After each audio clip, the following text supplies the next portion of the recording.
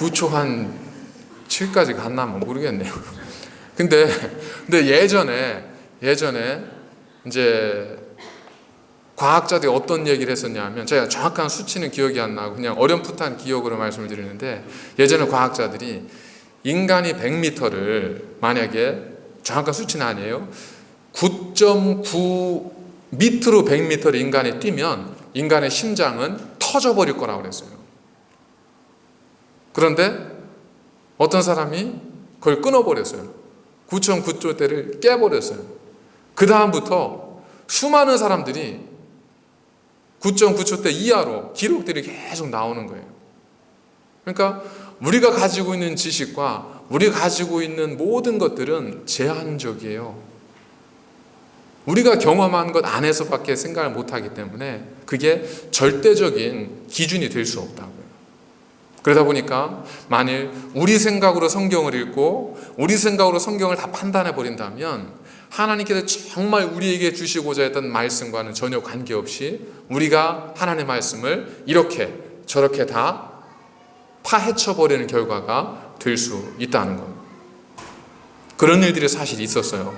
그래서 19세기에 우리가 소위 말하는 그 리버럴 티올로지언들이, 자유주의 신학자들이 그 성경을 이제 이 비평학, 성서 비평학 이렇게 이야기를 하는데, 성서 비평학을 통해서 성경을 다 분해를 해버렸어요.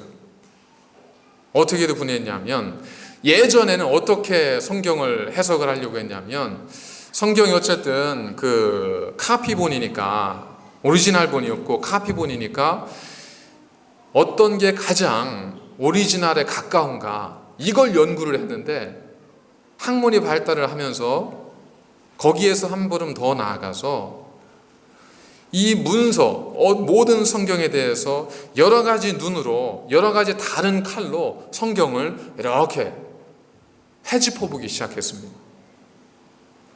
그래서 예를 들면 양식 비평이라는 게 있어요. 폼.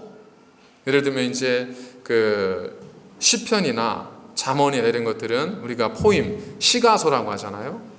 그리고 어떤 것들은 히스토리를 주고 있고, 어떤 것들은 교훈을 주고 있고, 어떤 것들은 편지 형식이고, 그래서 이런 양식을 통해서 성경을 쭉 구분하기도 하고, 어떤 경우에는 뭘로 보느냐면 편집 비평, 에디션 그러는데, 편집 비평이라고 해서 그것은 성경을 기록한 그 사람이 가지고 있던 그때 당시의 생각과 문화와 그때 당시의 지식 수준이 어떠했다, 그걸 분석을 해내서 그걸 가지고 그렇기 때문에 이 말씀은 이런 거다, 이렇게 성경을 막 분해를 해버렸어요.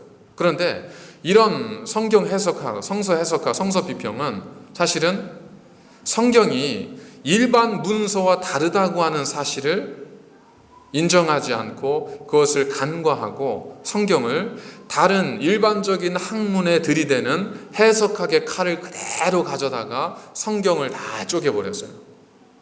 그러다 보니까 이 리버럴 티올로지언들, 자유주의 신학자들에게 있어서는 성경은 뭐예요?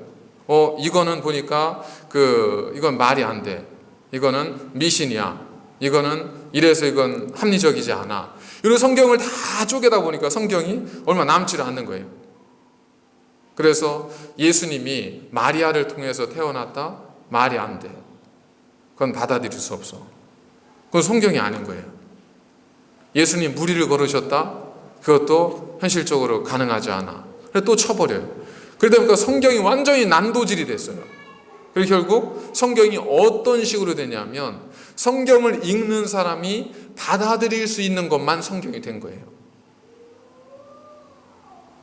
이게 무슨 얘기냐면, 부모님이 있고 자녀가 있잖아요. 근데 엄마 아빠가 나를 사랑하는 방식이 있잖아요. 어떨 때는 필요한 걸 사주기도 하고, 어떨 때는 혼을 내기도 하고, 어떤 때는 혼자 나가보라고 하기도 하고, 어떤 때는 같이 가주기도 하고. 그런데 아이가 생각하기에, 내가 생각하기에는 도저히 엄마 아빠가 나한테 이런 행동을 하는 게 이해가 안 돼. 저건 엄마 아빠가 나를 자식으로 생각하고 하는 행동이 아니야. 그건 받아들일 수 없어. 그럴 수 있잖아요, 그죠? 우리 학생들 그럴 수 있죠. 네, 난 도저히 엄마 아빠가 저러는 게 이해가 안 돼. 엄마의 말씀이고 아빠의 말씀이잖아. 도저히 난 받아들일 수 없어. 그리고 딱 제껴버릴 수 있다고요. 그러다 보니까 뭐만 남아요? 내가 이해하고 내가 받아들일 수 있는 것만 엄마 아빠가 되는 거고, 내 엄마 아빠는 누구예요?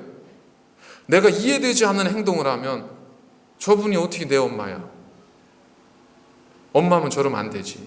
아빠면 저러면 안 되지. 그러다 보니까 엄마는, 아빠는 내가 인정하든 인정하지 않든 그분 힘셀프, 허셀프로 그냥 남아있는데, 우리가 이렇게 빼고 저렇게 빼고 받아들일 수 있고 없고 하다 보니까 나중에 뭐만 남아요? 옆집 아저씨랑 옆집 아줌마만 남는 거예요. 왜 그래요? 옆집 아저씨가 나한테 싫은 소리를 해요. 뭘 하라고를 해요. 안 하잖아요. 그러니까 그렇게만 남는 거예요. 그러면 이 아이가 생각하기에 저런 거 보니까, 내가 받아들일 수 없는 거 보니까 저분은 우리 엄마가 아니라 뭔가 있어. 이렇게 생각하면 그게 그 당시에는 그렇게 생각해 볼 수 있지만 사실은 그게 아니잖아요, 그죠? 때로는 내가 받아들이기 힘든 것, 내가 이해할 수 없는 것도 있어요. 때로는 내가 이해하기 힘든 말을 하시기도 하지만 그분 역시 내 엄마고, 내가 원하는 걸 해주는 엄마, 아빠가 모습이 있지만 그분도 내 엄마, 아빠고. 그러니까 내 엄마, 아빠는 내가 요건 엄마예요, 이렇게 되면 엄마 아니에요, 이렇게 되면 아빠예요, 이렇게 되면 아빠 아니에요, 이럴 수 있는 게 아니라는 거예요. 존재가 그냥 내 엄마, 아빠예요. 내가 싫든 좋든. 그것처럼 하나님의 말씀도 내가 받아들일 수 있으니까 이렇게 쪼개보고 저렇게 쪼개보면 이건 받아들이기 힘들어. 그러니까 이건 아니야. 이렇게 쪼개보면 이것도 아니야. 그렇게 된다고 해서 이거 성경이 되는 것이 아니라 이것 자체가 하나님의 말씀, 또 Word of God이기 때문에 우리가 받아들일 수 있든 없든 간에 그 자체는 이미 하나님의 말씀이라는 겁니다. 그런데 성서 비평학이 그 부분을 굉장히 혼란스럽게 만들어 놨어요. 그래서 우리가 성서 비평학에 의해서 성경을 읽진 않지만 여러분들 잘 보세요. 성경을 읽을 때 어떻게 읽으세요? 성경 읽을 때 예를 들면 마가복음 읽어야지, 그럼 마가복음을 쭉 읽으세요? 아니면 내가 좋아하는 말씀 찾아서 그거 읽고, 큐티 나오면 큐티 찾아서 거기 몇 절 딱 읽고 그 뒤에는 안 읽고 앞에 안 읽고, 그런 경우 많잖아요, 그죠? 그런데 좋아하는 말씀, 누가 어디서 이렇게 말씀, 그 말씀 좋다 그래, 집에 가서 찾아보고 빨간 줄 쫙 쳐놓고, 그리고 그 앞뒤는 뭐 있는지 모르고. 우리가 다 뭐예요? 하나님 말씀을 우리가 받아들이고 우리가 이해하고 우리가 평가하고 우리가 해석해버려요. 근데 여러분, 내 시작은 미약하였으나 내 나중은 심히 창대하리라. 얼마나 이 말씀, 은혜스러운 말씀이에요, 그죠? 내 시작은 미약하였으나 내 나중은 심히 창대하리라. 가슴에 품고 막 가게에 가보면 거기마다 다 써붙여놨잖아요. 내 시작은 미약하였으나 내 나중은 심히 창대하리라. 막 그러잖아요. 근데 이게 과연 이게 그렇게 붙여놔야 될 말인가? 성경 말씀이 아니면 괜찮아요. 근데 이거 누가 한 얘기예요? 하나님이 하신 말씀이 아니에요. 이건 욥의 친구가 욥에게 했던 말이에요. 어떤 뜻으로 한 거예요? 욥은 사실 잘못이 없는데, 근데 정말 많은 고난을 받으니까 친구들이 와서, 야, 너 잘 생각해. 네가 죄가 있으니까 이렇게 혼나지. 죄가 없으면 이렇게 혼나겠니? 아니야, 난 아무리 생각해. 난 잘 모르겠어. 아니야, 넌 분명히 죄가 있어. 너 그래서 이렇게 좀 혼나는 거야. 너 어떻게 너만 죄가 없을 수 있냐? 너 빨리 깨달아야 돼. 네가 지금은 미약하지만 네가 죄를 깨닫고 돌아오면 나중엔 넌 힘이 크게 될 거야. 이 얘기는 말 자체는 좋은 이야기이지만 그거는 하나님의 뜻과 하나님의 생각을 전혀 읽지 못했던 어떤 친구가 오히려 하나님의 말씀대로 살았던 사람에게 던져졌던 얘기예요. 그러니까 그 말씀 자체는 좋은 건데 성경 속에 있는 그 말씀은 뭐냐면 결코 우리에게 권면과 위로를 주기 위해 했던 말씀이 아니에요. 근데 우리가 그걸 왜 이렇게 붙들고 살아요? 앞뒤를 안 봐서 그래요. 앞뒤를 안 봐서. 앞뒤를 안 보고 딱 떨어뜨려 놓고 보니까 너무 좋은 거예요. 너무 좋은 거. 그래서 붙이는 거예요. 그걸 틀렸다, 잘못됐다, 뭐 이렇게 딱 단정 지을 수는 없고, 하나님께서는 그렇게도 선한 것만이 아니고 다른 쪽으로도 우리에게 역사할 수 있기 때문에 뭐 그걸 저는 나쁘다 좋다 그렇게 생각하고 싶지는 않지만, 중요한 것은 우리가 성경을 해석할 때 그런 식으로 우리가 성경을 해석할 수 있는 가능성이 굉장히 높다는 겁니다. 여러분 성경 암송해 보세요. 몇 개나 암송하세요? 성경 10개 해요. 10개 한번 다 해보시면 제가 맞춰볼까요? 수고하고 무거운 짐진 자들아 다 내게로 와라. 내가 너희를 쉬게 하리라. 또 있으면 뭐 있을까요? 내 영혼이 잘된 같이 내가 범사에 잘되어 강건하리라. 또 뭐 있을까 구하라 그러면 주실 것이요, 찾으라 찾을 것이요, 문을 두드려 그러면 열릴 것이니. 또 뭐 있을까요? 너희가 무엇이든 믿고 구하면 그대로 되리라. 또요, 너는 내게 부르짖으라 내가 내게 응답하였고 내가 알지 못하는 크고 비밀한 일을 내게 보이리라. 내가 어디로 가든 내가 너를 떠나지 않을 것이고 너를 버리지 아니하리라. 다 뭐예요? 은혜가 되는 말씀이에요. 나에게 은혜가 되는 거예요. 나에게. 근데 그게 왜 하나님께서 그 말씀을 하셨고 그 말씀의 의미가 뭔 줄을 우리가 알고 그 뜻을 새겨야 되는데, 그게 아니라 내가 그냥 보니까 그래가지고 저도 고3 때 제 책상 앞에다가 일하기 싫으면 먹지도 말라 그래가지고 그걸 써붙여놓고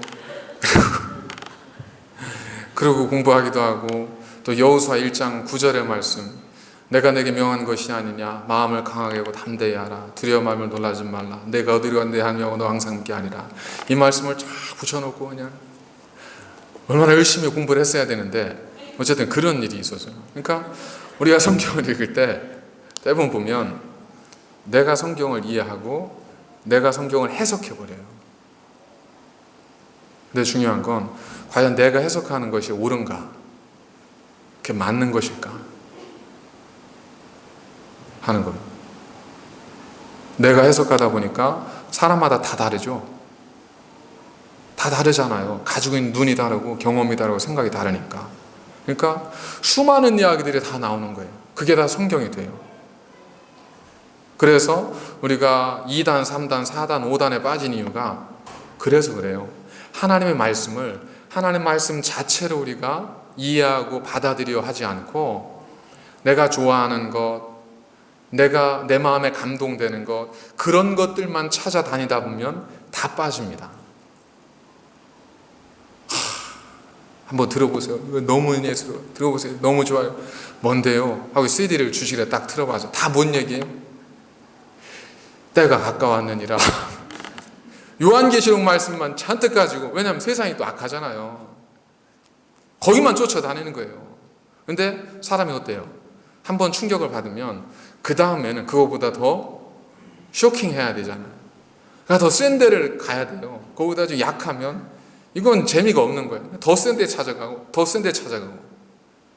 사람들은 한번 예전에 먹혔는데 이제 안 먹히네, 조금 더 센 걸 해야 되겠네, 아주 없는 말 지어내고 이거 맞추고 저거 짜다 맞추고 엉뚱하게 성경 해석해버리고, 이런 일들이 가능한 이유가 성경을 우리가 해석할 수 있다, 우리가 성경을 이해할 수 있다, 이렇게 생각하는 데서부터 시작이 될 수 있다는 겁니다. 그렇다고 문제가 해결되는 게 아니에요. 왜냐하면 그럼 우리는 성경 해석 못합니까? 하는 거죠. 아니요. 우리도 성경을 해석할 수 있어요. 근데 중요한 것은 뭐냐면 우리가 문헌 비평이나 혹은 편집 비평이나 양식 비평이나 여러 가지 그 성경 비평 방법, 성서 해석학을 통해서 성경을 볼 수는 있지만 언제나 우리는 절대적인 기준은 없다라는 걸 우리가 생각할 필요가 있다는 겁니다. 그래서 지금은 우리가 이것들을 지금까지 알려진 이 성경 해석의 도구를 가지고 우리가 성경을 보긴 보지만 이것이 절대적이다, 이것만이야, 이렇게 생각해서는 안 된다는 겁니다. 어떤 마음이요? 성경은 하나님의 감동하심을 입은 사람들이 기록한 것이기 때문에 우리가 성경을 읽을 때는 성령님의 도우심을 구하는 마음으로 성경을 읽으셔야 됩니다. 예를 들어서 썼어요. 제가 편지를 누구한테 썼어요. 내가 당신을 만나러 가는 길 태평양을 한 걸음으로 내가 달려가고 사막과 저 광야도 나는 문제 없으며 흩날리는 아카시아 향기를 보면서 당신을 생각하고 이런 편지를 쭉 썼다고 생각해 보세요. 근데 그 편지를 예를 들어 여러분이 학교에 가서 무슨 수학 시간에 그 편지를 읽어보면 기가 막히고 말도 안 되는 거죠. 문법도 안 맞고 그래머도 안 맞고 이게 뭔 얘기인지도 모르겠고 어떻게 태평양을 한 걸음에 걸어갈 것이며 흩날리는 아카시아가 왜 유독 겨울에 날리며 뭐 이런 얘기를 해가면서 막 분석할 수 있다고요. 그런데 그걸 이해할 수 있는 사람이 있다면 누굴까요? 이해할 수 있는 사람이 있다면 그쵸. 비슷하게 콩깍지가 낀 사람이 있으면 그걸 보면서 막 감동이 쳤는 거예요. 나는 태평양을 한 걸음에는 못 건너갈 것 같은데 당신은 나보다 낫습니다. 나는 겨울이라 감히 아카시아는 생각도 못했는데 당신은 정말 뛰어납니다. 이러면서 감동이 오잖아요. 왜 그래요? 그 눈으로 보니까 그래요. 성경을 볼 때 사람을 통해서 기록하긴 했지만 성경은 하나님께서 성령의 감동하심을 통해서 기록했기 때문에 우리가 성경을 어떻게 볼 때 성경의 참된 의미가 드러날 수 있어요? 성령님의 마음으로, 성령님의 도우심의 눈으로 우리가 볼 때 성경 말씀을 그대로 이해할 수 있는 겁니다. 댁에 가셔서 한번 해보세요. 댁에 가셔서 예전에 받으셨던 연애 편지, 요즘은 카톡으로 하도 주고받아가지고 이제 편지를 할 게 없긴 하겠지만 저기 뒤에 계신 우리 어른들께서는 있으실 거 아니에요, 그죠? 예전에 받았던 편지 한번 쭉 읽어보세요. 아우 정말 나 뜨겁고 막